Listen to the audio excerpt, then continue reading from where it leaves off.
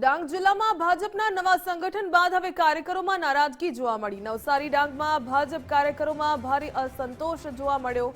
જલાલપોર મંડળના હોદ્દેદારોએ ભાજપમાંથી રાજીનામું આપ્યું।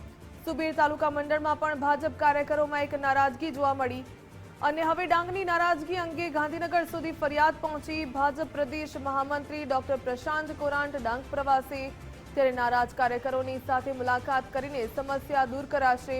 નારાજગી ઝડપથી દૂર કરવામાં આવશે તેવું ડોક્ટર પ્રશાંત કોરાટે કહ્યું। નારાજ કાર્યકરોને પાછા કામે લગાડવાના પ્રયાસો ચાલુ રહેશે તેવું પણ નિવેદન આપ્યું।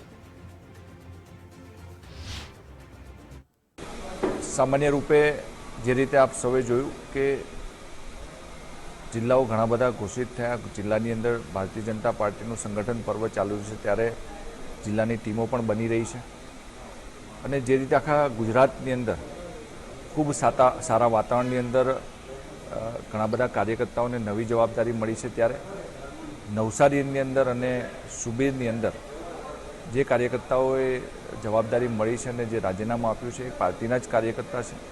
એ કાર્યકર્તાઓને ક્યાંક ને ક્યાંક કંઈ નારાજગી હોય તો એમને સમજાવીને પાછા કામે લગાડવાની જવાબદારી પણ પાર્ટીના કાર્યકર્તા તરીકે મારી પણ છે અને અમે લોકોને જે પ્રશ્નો હશે સાંભળીને કામે લાગે એ પ્રકારના પ્રયાસો કરીશું।